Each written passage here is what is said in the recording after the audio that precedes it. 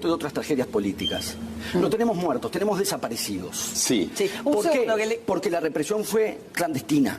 Sí. Porque no hubo cuerpos, porque se siguen buscando los cuerpos, porque se siguen buscando los niños apropiados. La cifra está abierta por eso. Y si la abrimos en 30.000, la abrimos, digo, en un colectivo, en un momento determinado, se postula, y yo insisto en la idea de postulación, porque justamente no estamos en la disputa de cifras bajo comprobación, porque si el Estado reprimió de manera clandestina e ilegal, y los cuerpos los sustrajo y la información no lo dio, la cifra abierta no es solo que no sabemos, no es que inventamos 30.000 como se dice tontamente o macabramente, inventamos 30.000 porque no sabemos. El hecho de no saber es una denuncia en sí misma. Exacto, es una exigencia de respuesta.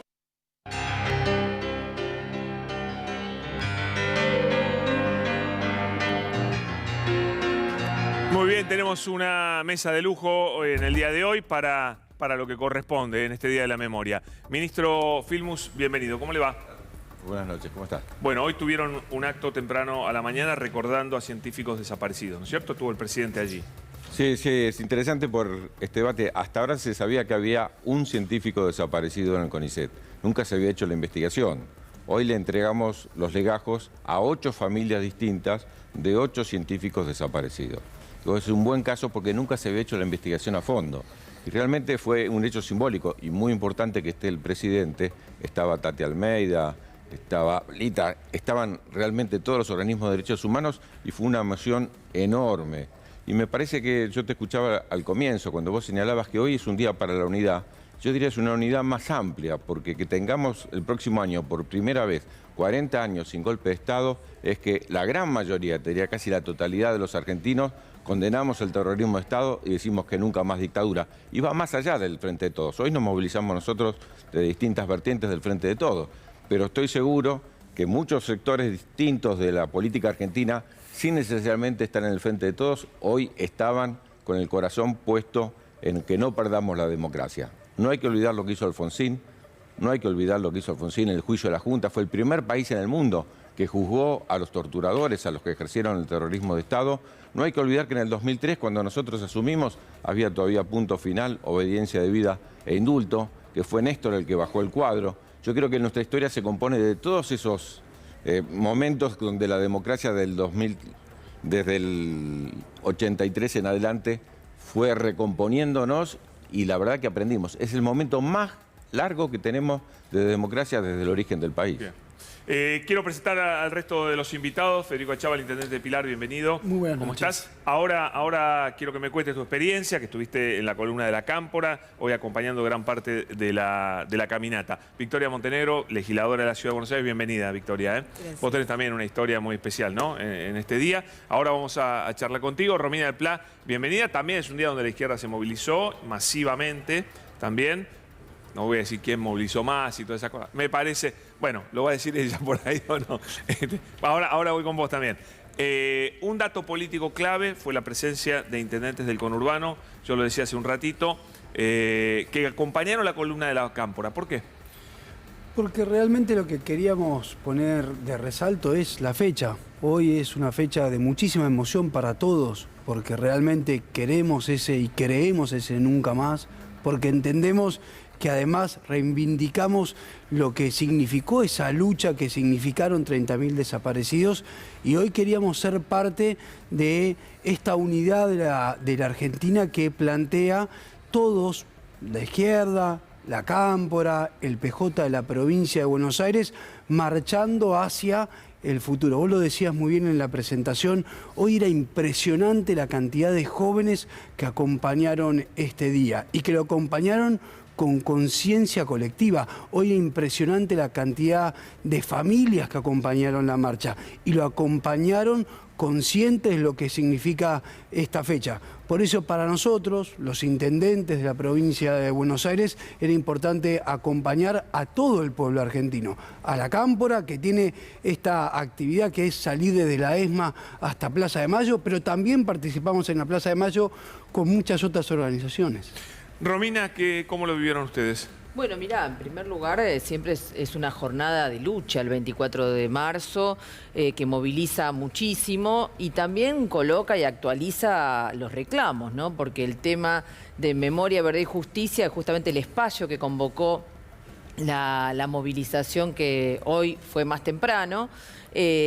Plantea muy fuertemente algunos temas que tienen que ver con la pelea permanente contra la impunidad y contra la represión de ayer y de hoy. Y en ese sentido siempre hay un concepto de actualización. Hoy cuando en la plaza hablaba Elia Espen, Mirta Baravalle, cuando habló Norita Cortiñas, pusieron de relieve problemas que siguen pendientes. La apertura de los archivos de la dictadura, que gran parte siguen cerradas. Y eso nos está hablando de que los sucesivos gobiernos, bueno, han evitado poner sobre la mesa quiénes son la totalidad de los responsables, conocer todo el destino de los que hoy ya son adultos apropiados. Y en ese sentido creo que siguen siendo un tema muy presente. Y bueno, y justamente colocamos un tema que son las relaciones entre la dictadura y la actualidad en relación a la deuda externa, al acuerdo con el Fondo Monetario y un rechazo muy fuerte a eso, ¿no? Un tema muy interesante plantea Romina. ¿Qué opinas de eso, Victoria? Sí, bueno, en primer lugar,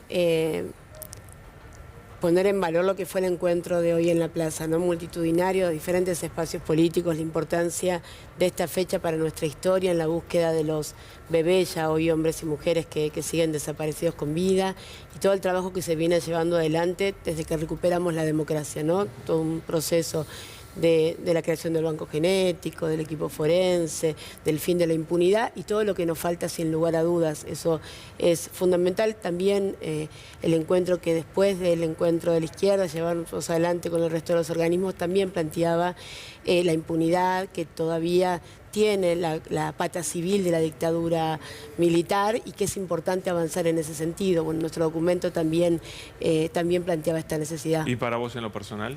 Y siempre moviliza, claramente. La verdad que cuando uno los ve, cuando ve los jóvenes, vos planteabas eso, los últimos 2 años sin poder marchar fueron muy fuertes, ¿no? La pandemia, los 4 años de resistencia al macrismo, y la verdad que hoy cuando veíamos a los adolescentes en la plaza, a los pequeños con sus padres, a las familias, a las organizaciones de todos los espacios entrando, reivindicando, luchando, poniendo en valor los sueños de los 30.000, es imposible no pensar en mi caso, en mi mamá, mi papá, mi tío, mi tía, mi abuela, mi otra tía en el exilio y tantos miles que han padecido esa dictadura, y claramente también la fortaleza que necesitamos para enfrentar estos discursos negacionistas que nunca se pueden minimizar, que están tratando de instalar el odio en nuestra sociedad y a los que hay que combatir con más memoria.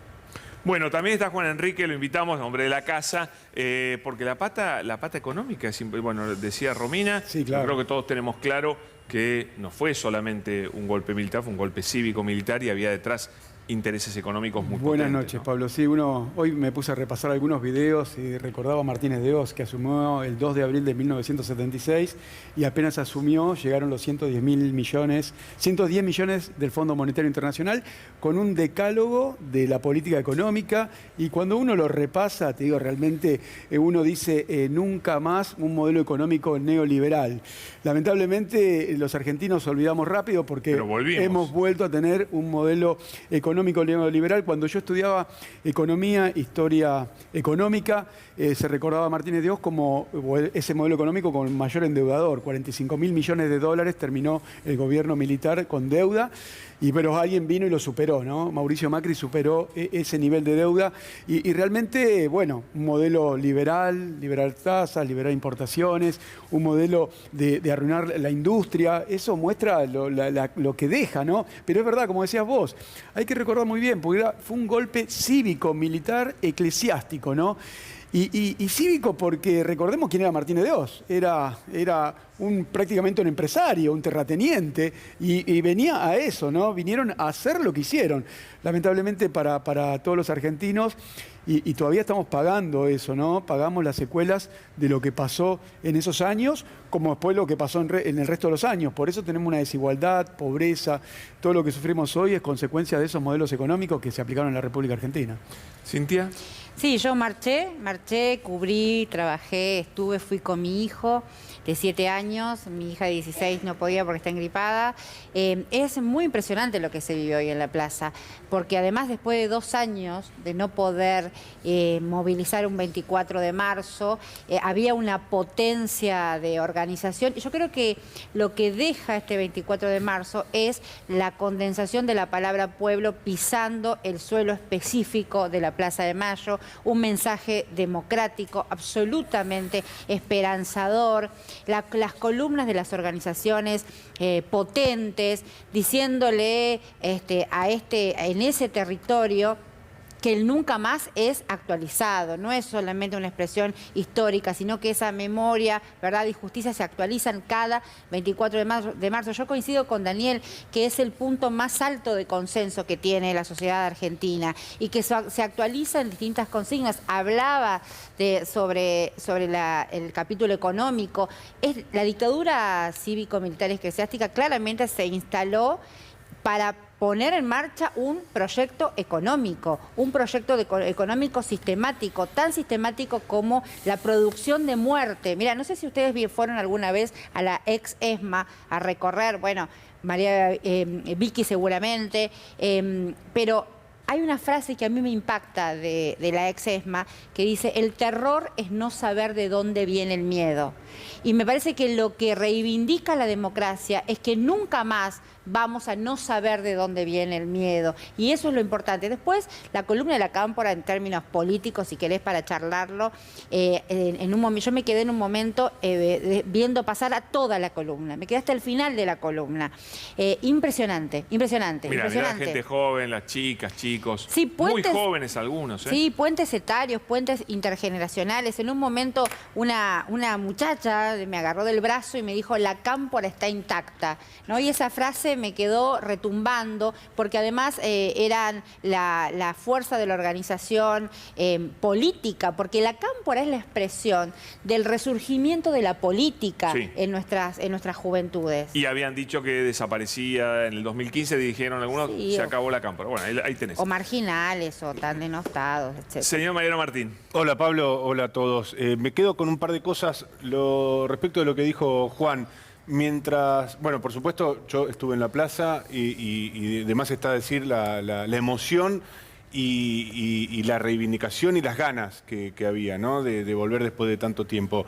Respecto de lo que decía Juan, me quedo con el aspecto de que hay gobiernos que no encuentran en el FMI la última instancia, sino el canal para introducir determinadas políticas. Y lo hizo la dictadura y lo hizo Mauricio Macri una vez más. No, y lo siguen queriendo hacer ahora. Claro. Y por supuesto eso vuelve. Es decir, el FMI es la posibilidad, la vía rápida para implementar las políticas que muchas veces los dirigentes dicen que son impotentes para hacerlo, porque son el ajuste, las reformas laborales drásticas y atroces, las reformas previsionales y demás.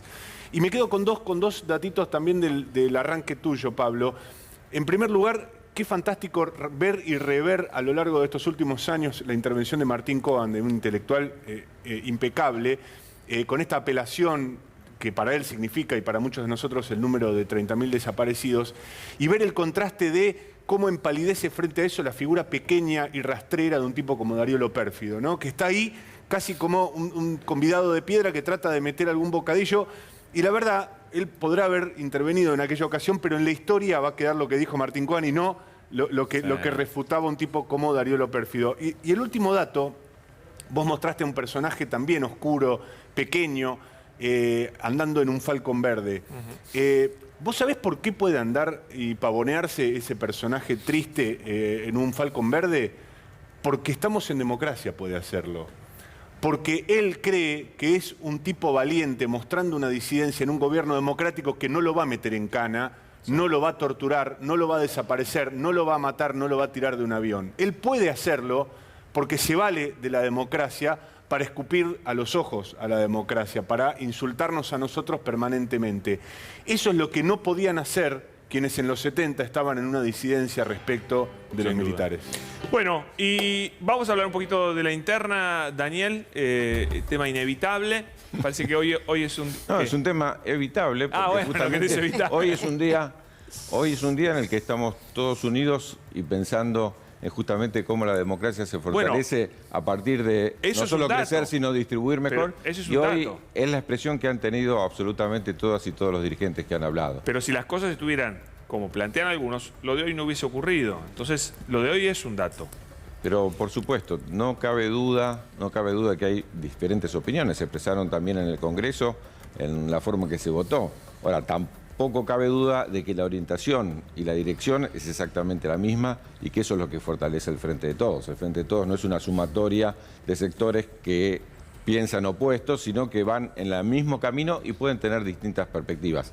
Lo fuerte, lo importante es la expresión de unidad y que todos tenemos esa vocación. No hubo nadie hoy que dijera algo distinto. Y yo quería recordar algunas de las cuestiones de la economía, porque cuando habló de 45.000 millones en 7 años que se endeudó la dictadura, yo me acuerdo cuando se hizo el golpe de Estado, había una deuda externa de 4.000 millones y fue uno de los argumentos para dar el golpe de Estado. Bueno, Macri lo hizo en un día. Sí, claro. En los 45.000 millones casi calcado, lo hizo en un día. Y una cuestión más de lo de Martínez de Oz que es fundamental para hoy.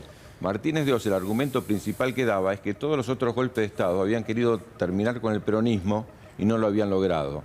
Y lo nuevo que dijo Martínez de Oz es, si queremos terminar con el peronismo, primero terminemos con la clase trabajadora. Y cuando uno mira la dictadura del primer día y del último, está la mitad de los obreros industriales que tenía la Argentina, porque su política central, recordémoslo con las sillitas y esas publicidades, fue abrir la economía, destruir la industria. Vos fíjate que la dictadura no privatizó empresas, porque siguieron en manos de los militares. Lo que hizo y el principal daño de la dictadura fue abrir la economía de tal manera que se termine para siempre la industria argentina. Desde ese momento estamos tratando de recuperar el país poderosamente industrial que tuvimos hasta el 76. Tal cual, Federico. Me quedo con lo que planteabas, digamos, creo que hoy es un día de unidad y todas las conversaciones que hemos tenido de nuestro espacio, desde el Frente de Todos, van en esa línea. Hoy nos encontramos todos y la verdad que fue hermoso así hacerlo, pero también quiero marcar que, como decía Daniel, nosotros somos un frente y ese frente tiene diversidad de opiniones y nos gusta la política y entonces discutimos sobre política, pero tenemos en claro que la unidad es un valor que es importante preservar. Y porque nos gusta, porque le asignamos un valor y porque nos permite construir algo más grande. Y también porque somos conscientes que del otro lado está el mismo modelo de ajuste neoliberal de Macri. Lo tenemos clarísimo. Por lo cual, por más de que nos discutamos, por más de que veamos distintas alternativas, por más de que pensemos distintas, lo que no vamos a hacer es ceder porque somos conscientes que si no, el que va a sufrir va a ser el pueblo, porque ya lo dijo el expresidente, si no van a volver a privatizar las empresas como aerolíneas, si no van a venir los libertarios que van a volver a establecer un proceso de dolarización de nuestra economía. Y somos conscientes que cuando eso pasa, los que sufren son los que nosotros representamos, que es al pueblo trabajador. Sí. Victoria. Sí, comparto plenamente, digamos, hoy fue un día de mucha unidad donde también está muy claro contra qué nos enfrentamos, ¿no? Si uno va repasando la historia, el objetivo de la dictadura cívico-militar no fue desaparecer 30.000 personas ni robarnos a los 500 bebés, fue instalar ese modelo económico de país que después con los diferentes gobiernos liberales se fue profundizando. En 4 años el expresidente Mauricio Macri destrozó la economía argentina, después tuvimos la desgracia de la pandemia que empeoró toda esa situación. Tenemos muy claro que eso no puede volver a pasar nunca más. Es lo que planteaban tanto Alberto como Cristina, digamos, un gobierno liberal nunca más puede estar al frente de los destinos de la Argentina. Necesitamos tiempo para salir adelante y tanto Alberto como Cristina y todos los compañeros y compañeras que formamos parte de este frente asumimos esa responsabilidad y es lo que vamos a defender. Romina, ¿y vos cómo ves la economía y cómo ves las últimas medidas del gobierno, el acuerdo con el fondo? Bueno, mira, yo 2 o 3 cosas. En primer lugar, no comparto que haya sido toda una fecha de unidad. Por algo hubo 2 actos en la plaza, por algo incluso desde el sector del oficialismo se utilizó gran parte de la movilización para intentar dirimir un recuento de fuerzas de uno y otro lado. Se tiraron con de todo en las declaraciones. Eso creo que ha sido la realidad de lo que hoy pasó. Pero claramente nosotros en el acto convocado por Memoria, Verdad y Justicia, que es el espacio que se ha mantenido con independencia del gobierno y en ese punto colocando fuerte, que para ir a fondo no se puede seguir. ¿A quién le reclaman la apertura de los archivos quien es gobierno? Tiene que abrir los archivos. Ahí hay que, digamos, hay un problema de la responsabilidad en relación a la continuidad de la impunidad, que efectivamente el desmantelamiento del aparato represivo que sigue actuando y que se demuestra en la represión de todos estos años, donde tenemos fuerzas de seguridad que siguen asesinando pibes, donde tenemos la desaparición de Jorge Julio López, donde tenemos el procesamiento de luchadores populares como César Aracaki y Daniel Ruiz, donde tenemos toda esa situación que hoy hemos colocado, bueno, indican que los intereses económicos que fueron los que llevaron a la dictadura cívico-militar y eclesiástica, efectivamente, hoy siguen siendo los que dominan. Pero, Romina, porque en definitiva, ¿vos pensás que es lo mismo lo de los libertarios, lo de Juntos por el Cambio, yo no que lo estoy del poniendo peronismo? un signo igual. Estoy diciendo que los intereses económicos que llevaron a la dictadura claramente siguen actuando porque, en definitiva, acá se mencionó el crédito que sacó Mauricio Macri con el FMI, que por supuesto repudiamos y denunciamos, pero efectivamente todos los gobiernos que han ido pasando han renegociado deudas ilegítimas y fraudulentas y han terminado en lo que tenemos hoy, un gobierno que acaba de renegociar con el FMI una política brutal de ajuste, que estamos en el medio de una situación de inflación, de disparada de los precios, que es brutal en el marco de salarios e ingresos que se van disipando. Sí, me parece que además, para aportar a lo que decís y preguntar, porque la unidad necesaria del Frente de Todos, esto es lo que además venimos debatiendo, no es una unidad vacía, ¿no? Es una unidad. Yo escuchaba, por ejemplo, hoy a Axel en el discurso con Eve de Bonafini, con las Madres de Plaza de Mayo, y él decía algo así, como no literal, pero la idea, no hay que dejar de pelear. No hay que dejar de pelear porque lo que está en juego es garantizarle la calidad de vida y la mesa de los argentinos. Entonces, lo que se notaba, me parece a mí, en la plaza, es un profundo reclamo político hacia adentro de las necesidades que tiene nuestro pueblo. Me parece que eso estaba latente. No sé si ustedes lo percibieron. A ver, yo puedo aportar, digamos, nosotros, por ejemplo, los intendentes, en esta semana tuvimos una reunión y somos conscientes que todavía tenemos muchas cosas que trabajar de la agenda, de la economía, de la realidad de nuestro pueblo, que la tenemos que mejorar. Por eso nos reunimos todos los intendentes de la primera, todos los intendentes de la tercera. Ustedes no se pueden distraer un día, puede tener la gente esperándote en la puerta. Y Federico, le pidieron al presidente que garantice la mesa de los argentinos. Sí, y lo que le pedimos es que escuche lo que todos los días escuchamos en nuestras plazas, en nuestros barrios, la gente trabajadora. Se lo pedimos a Alberto, se lo pedimos a Cristina, nos lo planteamos nosotros mismos, porque hay una sociedad que nos demanda permanentemente que las políticas públicas que nosotros pensamos, que se diseñan a nivel nacional, después realmente se implementen en los territorios y le mejoren la calidad de vida. Y sobre eso permanentemente tenemos que estar trabajando, porque no es una situación fácil la que nos tocó de hacernos cargo en el 2019, no fue una situación fácil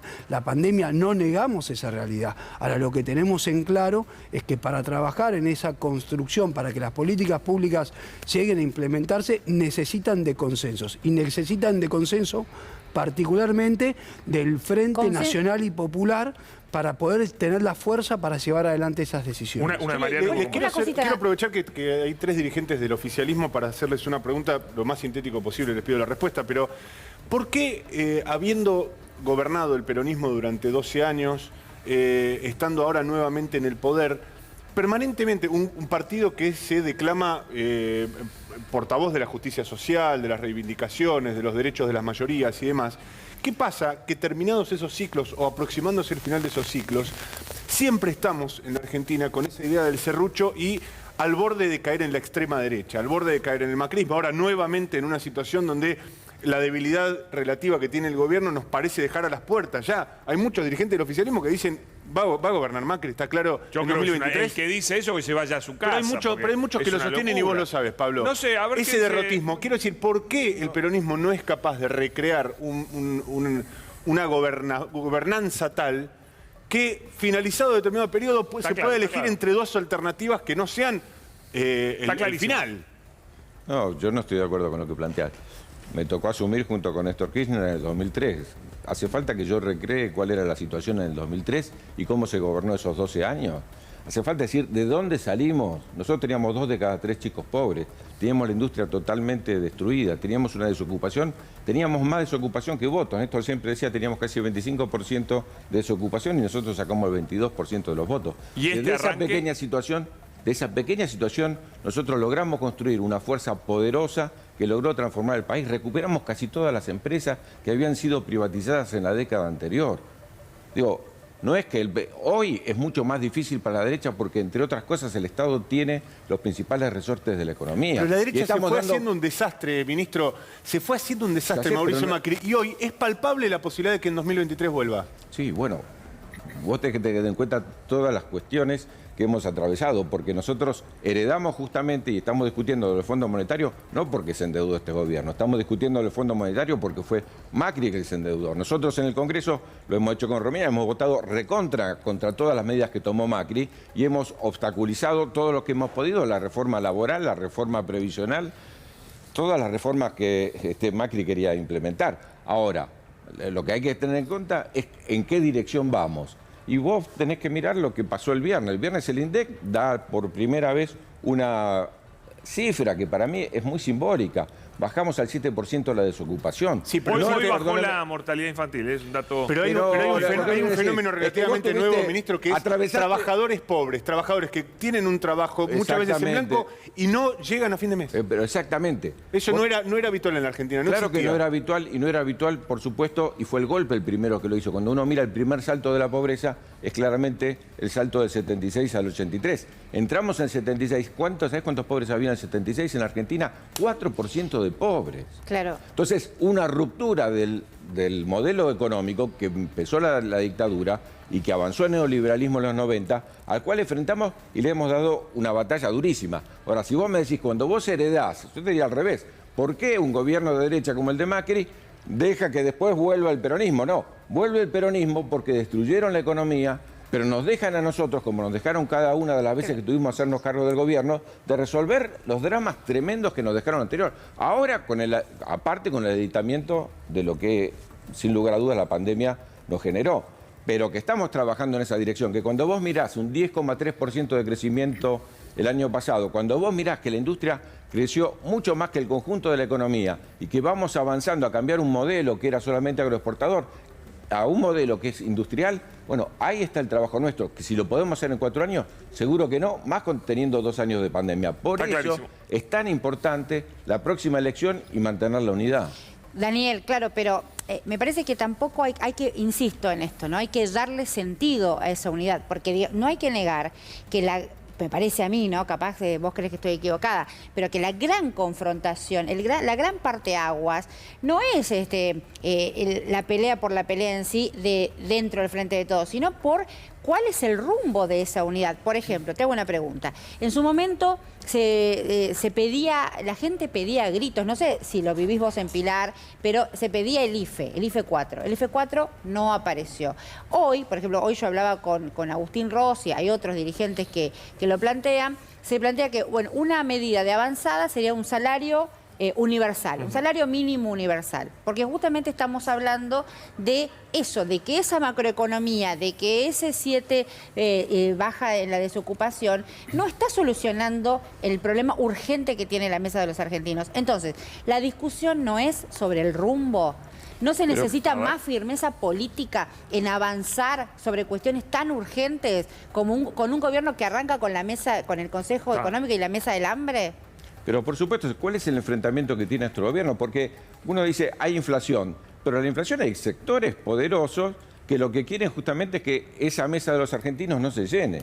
Y tenemos el enfrentamiento con ciertos sectores que son los que fijan, porque se concentró así la economía. E insisto, mucho tuvo que ver los 90, mucho tuvieron que ver la última dictadura, se concentró la economía de una manera con los cuales estamos dando la disputa. Necesitamos, sin lugar a dudas, por supuesto, el salario universal, estamos totalmente de acuerdo y hay que ver cómo se puede avanzar. No cabe ninguna duda. Ahora, no te quepa ninguna duda vos tampoco que en la cabeza de Alberto, en la cabeza de Cristina, en la cabeza de los que están conduciendo el proceso en el país, está ese objetivo como el objetivo principal. Ha habido avances y todavía tenemos muchas deudas. Yo creo que lo que nosotros creímos, y ese fue el resultado de las elecciones que tuvimos, es que con todo lo que habíamos hecho, con eso alcanzaba para poder resolver el tema electoral y poder avanzar en una transformación más profunda. Claramente no alcanzó. Y nos puso negro sobre blanco que hay que hacer muchísimo más. Cualquiera que esté en el gobierno y no esté Disputar trabajando el las poder 24 real. horas, Para que que no esté trabajando las 24 horas en esa dirección, cualquiera no tiene lugar en este gobierno. Este gobierno es un gobierno,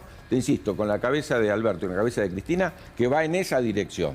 Y los que tenemos enfrente no son los sectores populares, los que tenemos enfrente son los sectores poderosos de la economía que tenemos que nosotros generar las condiciones para poder transformar. Hay muchas tensiones en la economía, hay que decirlo, ¿no? La economía argentina hoy tiene tensiones. Primero hay que mirar el dólar oficial, que el dólar oficial pasó de 100 pesos a 115, 15%. O sea, no nos podemos asustar de una inflación que está en este nivel si devaluamos de 100 a 115, que es un pedido del Fondo Monetario, ¿no?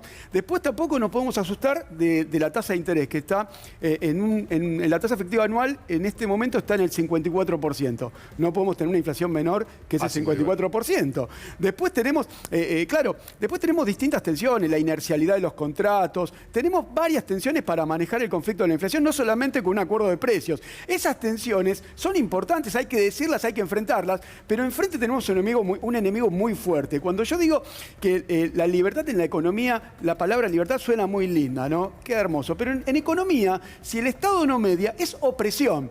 Y si no me creen, y los jóvenes que están mirando, no me creen que la libertad en términos económicos es opresión, si el Estado no media, escuchá lo que decía este señor en aquellos años cuando asumió el 2 de abril de 1976. Mirá. Pero quisiera destacar lo que yo considero son 12 puntos fundamentales a través de los cuales se puede medir la profundidad de la transformación que hemos llevado a cabo. En primer lugar, la libertad de precios, la eliminación de los controles de precios. En segundo término, la libertad de las transacciones cambiarias con la eliminación de los controles de cambio. Tercero, la libertad del comercio exterior, con la eliminación de los monopolios a la exportación, por ejemplo, de granos y de carnes. Cuarto, la libertad de exportación, a través de la eliminación de las prohibiciones y de los impuestos a las exportaciones. Quinto, la libertad de importar, con la eliminación de las prohibiciones, cuotas, licencias y en la aplicación de un programa arancelario de reducción gradual sobre un periodo de 5 años. Sexto, la libertad de las tasas de interés y la aplicación de la reforma financiera que abre el sector a la competencia interna y externa. Séptimo, la liberación de los alquileres y la eliminación del control que afectaba la posibilidad de la colaboración de la construcción privada para contribuir a eliminar la escasez de viviendas producida por esa misma causa. Octavo, la eliminación de las tarifas... Tremendo. Es Milei y Experta hablando juntos. ¿Qué puede salir bien después de eso? De atrás. ¿Qué puede salir bien después de eso? Nada puede salir bien. No quedó una industria, no quedó guita, quedó deuda, 45.000 millones, nada salió bien. Y ahora quieren volver a hacer lo mismo. Y de hecho, lo hicieron. Lo hicieron y ahora claro, quieren peor. Por eso está bueno para los jóvenes que vean esto. Esto lo pueden googlear, lo pueden ver. No se inventó. Esto existió en la República Argentina. Por eso la palabra libertad está buenísima. Y aclaremos que fue un fracaso. Por eso. Que reventó el país, que lo endeudó, lo empobreció. Además, perdón, es extraordinario la dictadura utilizando la palabra libertad. Claro. Es decir, también. La dictadura que encarcelaba, desaparecía, asesinaba, apropiaba utilizando la palabra libertad. Son los mismos. Son los mismos que usan la palabra libertad ahora. Si a vos te agreden por Twitter, a mí cuando opino, ¿sabés cómo me dan en Twitter, en las redes sociales? Ahora usan la palabra libertad. Vos sabés las cuestiones que me han hecho en redes sociales y después cuando vos andás en la calle, vos, y te agreden. Eso me ha pasado a mí. Bueno, ahí está la palabra libertad. Eso es la palabra libertad. Fuertísimo. Quiero volver un minuto a la historia de Victoria, que me gustaría que por ahí hay gente que te ve y no la conoce. Me gustaría que la cuentes. ¿Podés? Sí, voy a tratar de resumirla. Son Dale. un montón de años. Bueno, yo soy una de las bebas robadas en la dictadura, ya soy una mujer adulta, pero bueno, fui secuestrada junto con mis padres cuando estábamos en nuestra casa en William Morris. Mi papá tenía 20 años, mi mamá 18 y yo 13 días. Y el jefe del operativo que nos secuestra a mis papás y a mí es un coronel del ejército que después me apropia. A los 3 meses me pone María como nombre, María Sol Techlafe Duartes, y durante 25 años de mi vida me dice que soy su hija biológica, pero además me enseñan que no era cierto que en la Argentina había personas desaparecidas, que todo era un gran invento, una gran mentira de esas mujeres perversas que trataban de instalar la idea de que los hijos de los militares podíamos llegar a ser hijos de la subversión. Uno cuando ve todo esto, digo, el rol también que tuvieron los medios de comunicación, ¿no? Porque gran parte de mi vida yo... vivía en el engaño pero todo mi entorno vivía en el engaño y a nadie le llamaba la atención lo que sucedía. Digo, la verdad que tardamos mucho como sociedad en poder despertarnos, despertar una conciencia. ¿Tu reencuentro con tu familia? Mira, mi reencuentro con mi familia, la primera vez que yo veo a mi familia es por la orden del juez. Yo siempre me resistí y de hecho, si hubiera sido por la justicia de nuestro país, yo nunca hubiera aparecido. ¿Vos tenías qué edad en ese momento? En el momento en que la justicia te obliga a reencontrarte con tu familia. Claro, yo cuando la justicia debería haber comenzado a actuar era muy chiquita. Yo voy a un juzgado con mi apropiador y el juez saca la carpeta y se la muestra y le dice que se quede tranquilo, pero le avisaba que las viejas ya estaban jorobando.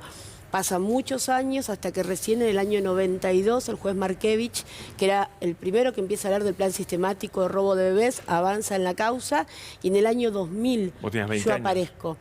Claro, 16 años, 15 años cuando mi apropiador me dice que había un juez montonero que seguramente iba a inventar con esas viejas perversas un resultado que podía decir que yo era hija de la subversión. Toda una gran mentira. El que encarceló a Ernestina Herrera de Noble. Claro, y que después lo destituyen en un fin de semana. Y hasta que aparezco, mi apropiador tenía muchos amigos en la justicia, uno de ellos era el ex fiscal Romero Victorica, que era el que nos avisaba antes de que nosotros antes de que el propio juez se entere, entonces la causa se dilata muchísimos años hasta que, bueno, me saco sangre, quedaba poca sangre, me niego, la Cámara de San Martín le prohíbe al juez sacarme sangre y ahí se para la causa. Abuelas incorpora un mecanismo, el banco incorpora un mecanismo nuevo y con a partir de esa posibilidad me encuentran entre los 5 grupos que quedaban, que estaba yo, digamos, mi familia. La primera vez que los veo, porque me obliga a la justicia, los maltraté tremendamente, porque para mí eran desconocidos. Mi familia era la que me había criado. Y después hay un refrán que dice que la sangre es más espesa que el agua, así que por más de que a mí me hubieran formateado 25 años y hubiera crecido entre Martel y Campo de Mayo, convencida de esa historia, cuando los vi de a poco, todo eso se fue cayendo y gracias a las abuelas y a mis tíos y mis tías pude transitar el camino de la identidad. ¿Y con tu familia apropiadora? ¿Cortaste lazos o cómo quedó eso? No, la verdad que mis apropiadores fallecieron. Yo tardé muchos años. Mira, yo aparezco en el año 2000 y tardé 7 años en poder decir mi nombre. Aunque mi documento decía que yo era Victoria. Yo seguía presentándome como María Sol porque no soportaba la idea, primero porque no soportaba la idea de ser hija de la subversión, porque durante 25 años me habían enseñado, mira, veo a Romina, perdón Romina, no me dejaban usar ropa roja. Para que te des una idea, todo lo rojo estaba mal. Inmediatamente lo rojo se tiraba, porque era contagioso, me decía mi apropiador. Bueno, tardé mucho tiempo en asumir mi identidad, 7 años, que no es mucho teniendo en cuenta el derrotero de la historia, y después sí asumir la lucha. Pasé de la vergüenza de ser hija de la subversión al orgullo que tengo de mis viejos, que eran militantes del Ejército Revolucionario del Pueblo, junto con mis tíos que también están desaparecidos. Uf, qué historia tremenda. Bueno, gracias, gracias ministro, gracias Federico, te dejamos ir a descansar, a usted, a todos, gracias Victoria. No, gracias. Romina, ¿te quedás para el debate? Por supuesto. Que vamos a debatir fuerte ahora sobre el tema dolarización y sobre otras cuestiones, pero Cintia, le toca a usted. Sí, bueno, me parece que la conclusión de lo que estamos hablando aquí, que lejos de ocultar las tensiones, el campo nacional y popular las está exponiendo, está discutiendo políticamente. Me parece fundamental el rol de los intendentes, porque los intendentes tienen además la carga de contener la cercanía de esa gente que está necesitando que se le solucionen los problemas, y en la espalda de cada uno está también esa responsabilidad, y eso confluye. Lo que pasa que hoy, 24 de marzo, confluye en una misma percepción de que se sale por la política, ¿no? Y esto barre por tierra el discurso libertario, el negacionismo. Quienes dicen y niegan que son 30.000 tienen que decir dónde están los compañeros y compañeras desaparecidos. Romina, contame un poquito, ¿cómo ves el auge libertario? Desde la izquierda, ¿cómo se ve? Bueno, nosotros ellos empezaron confrontando con ustedes, sí. Pero ahora confrontan más con el gobierno.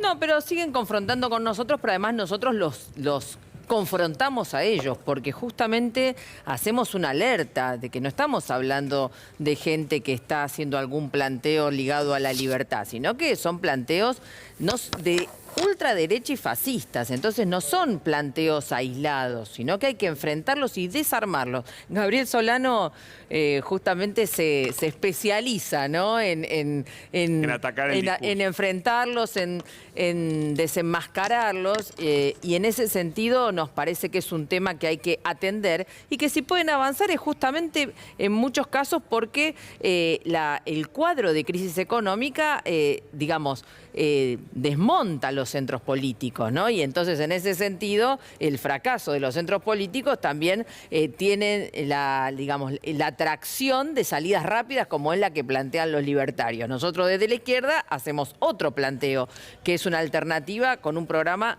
de reorganización integral de la economía y de la sociedad, que nos parece que es la salida frente a un cuadro económico que cada vez va más hacia el fracaso, pero alertando que hay que combatir a fondo a todos estos sectores de ultraderecha y fascistas. ¿Usted qué dice? Estaba pensando, preguntarle a Romina si obviamente le estamos cargando una responsabilidad que no le corresponde a la izquierda. Quiero hacer esa aclaración antes que nada, pero recién hablábamos del riesgo de una vuelta de la derecha con los bríos con los que vendría después de la experiencia fallida 2015-2019. Dirían, bueno, ahora me toca y voy a hacer todo más rápido, como dijo en varias oportunidades Mauricio Macri.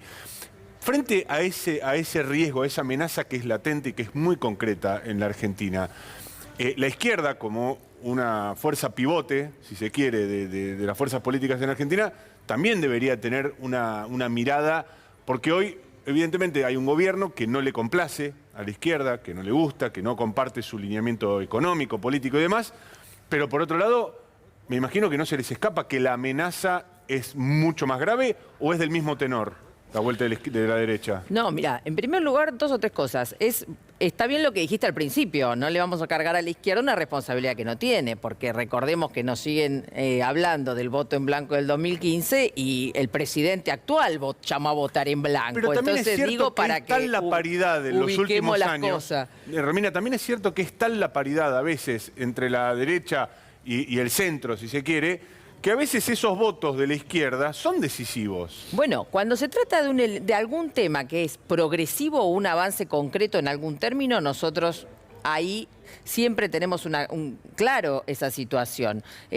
Incluso en el Congreso o en el apoyo a alguna medida o contra alguna medida. En ese punto la izquierda no tiene ninguna distracción al respecto. Ahora, el problema es cuando las medidas vienen disfrazadas o vienen con la letra chica. Entonces ahora, nosotros ahí alertamos de qué se trata, porque justamente el problema del peligro y del envalentonamiento de la derecha es cuando de los gobiernos que se dicen nacionales y populares toman medidas absolutamente similares o que les dejan el camino completamente allanado.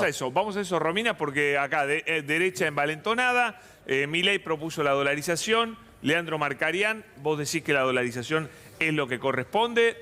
Empezás vos, después y vamos a debatir con Romina y con Juan Enrique. La dolarización es lo mejor que le puede pasar al país, es la única solución que tenemos para la inflación. Y para dar ejemplos, me voy un poco a Argentina, pongo otro país, digamos, afín a la gestión actual, Ecuador. Ecuador dolarizó en el 2000, tenía una inflación del 90, la llevó al 2% en 2 años.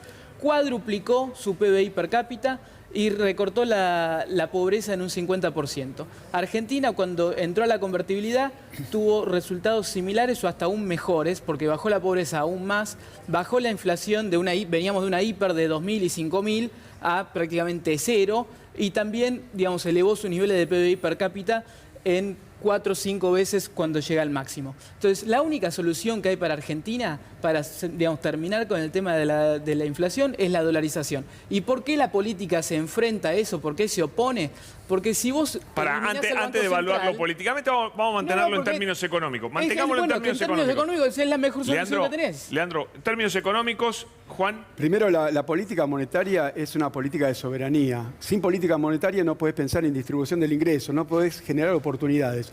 El peso es soberanía, es como defender la bandera, el escudo, y creo como argentino... No, yo no te interrumpí. Pará, él no te interrumpí. Pará, Leandro. Con orden, dale. Yo te dejo hablar. El peso lo tenemos que defender por ser argentinos, porque primero que ganamos en pesos. Es una utopía hablar de dolarización. Primero que si vos querés cambiar la base monetaria, el M1, toda la guita que hay en la República Argentina, necesitas por lo menos 180.000 millones de dólares. Estamos rogando que el fondo nos traiga 9.000. O sea, esa guita no va a aparecer. Y si no aparece esa guita, es una brusca devaluación con lo que sabemos que puede dejar esa brusca devaluación. Y segundo, primero y principal, cuando hay crecimiento económico y vos tenés política monetaria, el Banco Central le da al Tesoro esa ganancia por el crecimiento económico. Y eso está en muchas bibliografías, se llama señoreaje, ganancia del señoreaje. Cuando vos no tenés tu moneda, como vos bien decís de Ecuador o Panamá, esa ganancia, el crecimiento económico, o sea, el laburo de la gente, el laburo de todos los argentinos, se la queda el que pone la moneda, como fue en los 90 Estados Unidos con el dólar. O sea, lo que producimos los argentinos en los 90 se lo quedó Estados Unidos. Eso es real. O sea que la dolarización es una utopía. Y segundo... Pará, hay una cosa. Sí. Milei dice que hay 1000% de inflación escondida. O sea, él propone devaluar 1000% y después dolarizar. Que nos quede claro, no quiere meter la mano en el bolsillo. Igual que la demanda de pesos. No es correcto que dolarizar implica llevar el tipo de cambio a ese nivel. Pero lo dijo él, hay 1000% de inflación. No están los dólares. Inflación con devaluación, son dos cosas distintas. La inflación reprimida la va a reconocer él. Es porque venimos de años de tener todos los precios... Lo último, Pablo. Lamento mucho que en los medios de comunicación o economistas hablen de eso y no defiendan el peso, porque yo estoy seguro que lo que estamos acá ganamos en pesos. Y aunque estemos perdiendo lo vamos a defender y no es así que estamos perdiendo. Porque hoy por hoy...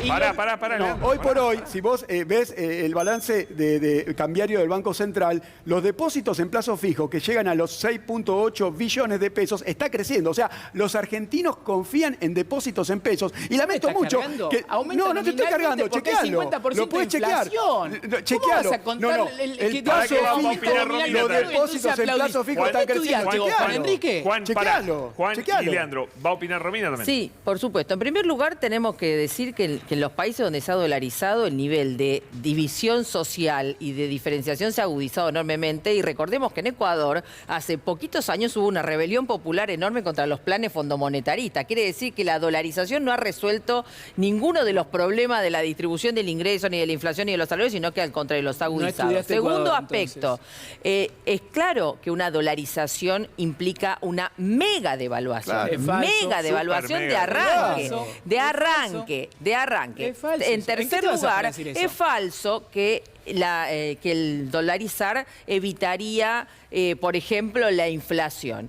Primero, porque quita cualquier tipo de soberanía monetaria, por lo tanto, estás a merced, en primer lugar, de la fuga de los capitales, a merced de todo el funcionamiento de los grandes capitales especulativos, y en segundo lugar, porque además, a nivel internacional, hay inflación. ¿Sí? Hay inflación. Entonces, no es real que 50. Eso haría resolver el tema de la inflación. Nosotros entendemos desde el Partido Obrero, del Frente Izquierda, que sí hay que tomar medidas de fondo y drásticas. Una es la nacionalización de la banca y el establecimiento de una banca estatal única para frenar la fuga de capitales y establecer ahí sí una verdadera soberanía monetaria. Hay que terminar con la situación de que nuestras exportaciones se fuguen por los puertos privados, donde todo se subregistra. Y estatizar toda la fábrica también, ¿no? Por la duda. Y hay que colocar el problema de el comercio exterior estatizado, nacionalizado, bajo control de los trabajadores. Hay que tomar medidas de fondo. No es la medida dolarizar, claramente. Pero estamos discutiendo la dolarización.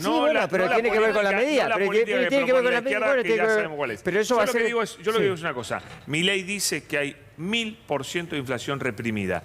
Obviamente está diciendo que primero hay que devaluar 1000% y después viene la dolarización. No somos tontos. No está diciendo eso. Lo está diciendo. ¿Y para qué dice que hay 1000% de inflación reprimida? Una cosa es la inflación reprimida que tenés porque todos los precios están planchados y otra cosa es el tipo de cambio al que vos vas ¿A qué tipo de cambio propone dolarizar? A ver, vos, ¿a qué tipo de cambio proponés dolarizar? Ese es el punto. Decilo, dale. Pero es que lo elegís vos. Dale, decilo vos. ¿A cuál querés que hay que dolarizar?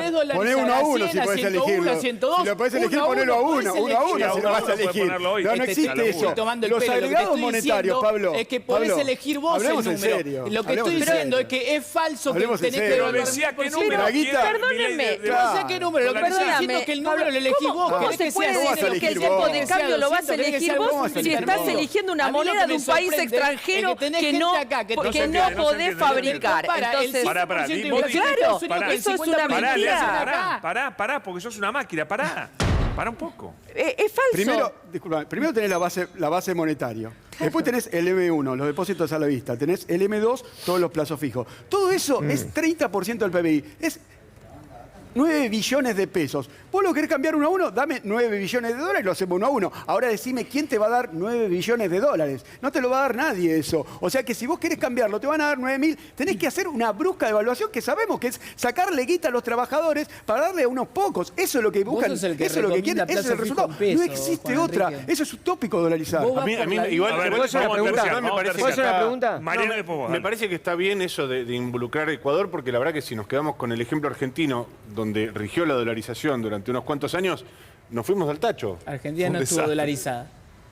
¿Dijiste Argentina dolarizada? ¿O te entendí? Paridad, la convertibilidad era exactamente lo mismo. Entonces, durante esos años, que por supuesto, durante esos años donde tuvimos una ilusoria estabilidad económica durante un tiempo, que todos disfrutamos, por supuesto, que la clase media seguramente añoramos. No, está bien. Por supuesto, la clase media de aquellos que teníamos un ingreso regular, un ingreso en blanco, la disfrutamos durante un periodo y muy probablemente muchos de nosotros, jóvenes, recién entrados al mercado laboral, anestesiados con esta relativa estabilidad, decíamos, bueno, nos vamos de viaje, está todo bien, se aprovechó. Ahora, ¿cómo terminó eso? Terminó en 2001. ¿Y ahora cómo estamos? No, Leandro, no me digas ahora, decime cómo terminamos en 2001. En 2001 terminó el tejido industrial destruido, terminó con una desocupación atroz, galopante, de la cual todavía no logramos salir. Terminó con una pobreza superior al 50%. Destruido el país después de la convertibilidad. Esa es la trampa del tipo de cambio. Lo peor que la caja de convertibilidad. No de pobreza. La pobreza Pablo, lo último. El problema una cantidad de planes sociales brutal. Pablo, lo último. La inflación hoy es del 50%. El salario en dólares hoy es la mitad de lo que era el salario medio. Por eso, como volvimos en 2001, hagamos lo mismo. Lo peor... Hoy el salario en dólares... Rápido. Lo peor de una caja de convertibilidad, como pasó acá en los 90, o una dolarización, lo peor es querer salir. Que estoy seguro que Ecuador quiere salir. Estoy seguro, no sé si Panamá, pero Ecuador quiere salir. Lo peor es poder salir, que no podés salir. Ya no podés salir de ahí, y eso sí te genera pobreza, desigualdad, y ya no podés salir. Si quieren salir, va a ser muy difícil. Por eso sería utópico entrar. Yo te digo, realmente, las condiciones no están dadas, como para entrar. Y estaría bueno que no entremos, e insisto, el peso es soberanía y hay que defenderlo, aunque estemos perdiendo, que no es el caso. O sea, vos para quería preguntar algo, Néstor. Yo le quiero preguntar. Peso, aunque estemos perdiendo, ¿dijo eso? Aunque estemos perdiendo, elijo el peso y no es el caso. O sea, sos un perdedor. No es el caso. Preferís que el país entero pierda. Claro que pierdo. Y no estamos perdiendo. No estamos perdiendo. Las inversiones se lo pregunto. Pero escúchame. Disculpame. ¿Cómo vas a ir por la vida diciendo elijo una estrategia perdedora? Leandro, permíteme. Se entendió, no quiso decir eso. No, se lo pregunto a los dos porque probablemente haya gente que se lo esté preguntando también. Yo sé que las asimetrías en Latinoamérica son muy diferentes con respecto a la de Europa, pero Europa tiene una sola moneda, tiene el euro, tiene un mercado común con una sola moneda. Entonces, si vos tenés un montón de países que tienen una sola moneda... Sí, pero acordaron. Pero hay asimetrías, es verdad, hay asimetrías. Perdóname, déjame terminar. Sí, la cuestión de la soberanía, no podemos decir que los españoles no quieren a su país, ni que los italianos tampoco lo quieren, ni que los alemanes tampoco quieren su país. Entonces, la cuestión de la soberanía ahí pasa a un segundo lugar. Lo que te pregunto, lo que les pregunto, es si es viable en un futuro que Latinoamérica se pueda encaminar a una situación como una moneda común. Estaría bueno, sí, Mercosur estaría bueno, pero tiene que ver con las asimetrías, es verdad, de productividad. Esas diferencias, por ahí tiene que ver, y también con las balanzas comerciales y con los déficits de cada país. ¿Se podría lograr? Estaría bueno. En Europa, recordemos lo que pasó con Grecia, recordemos que algunos países no pudieron integrar el mercado común. Eso tiene que ver con las asimetrías. Primero tenemos que defender nuestra moneda. No tenés que defender nada, vos tenés que defender a la población. No, nuestra moneda. Nuestra moneda es nuestra población, porque nuestra población gana en pesos. La población gana en pesos. La moneda idea es la política monetaria con la cual vos también ganás guita. Vos decís que vos ganás en dólares. Ahí nomás no se entiende. Cintia, y ya nos estamos despidiendo en breve. Sí, yo en su momento lo entrevisté a Correa y él dijo que la dolarización había sido una tragedia para Ecuador y que salir de la dolarización también era una tragedia.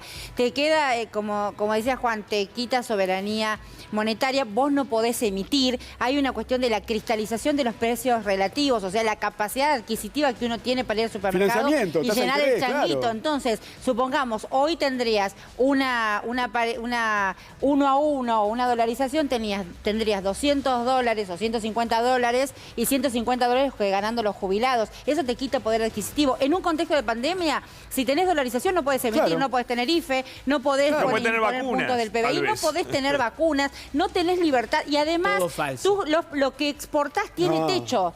Te pone techo los productos que exportás porque es carísimo lo que exportamos. Entonces, ¿en qué se deriva eso? En endeudamiento. Argentina. Como éramos en la convertibilidad, un país carísimo, inviable. Se pricea en Chicago. No, pero ¿qué vos querés decir? ¿Que solamente exportamos soja? Chicos, ¿Solamente exportamos commodity? ¿La industria? Despido a los dos invitados. Juan Enrique, gracias. Gracias, Pablo. Gracias a vos. En las puertas abiertas siempre. Romina, muchas gracias también. Señores, vamos a la pausa y seguimos. Dale, vamos.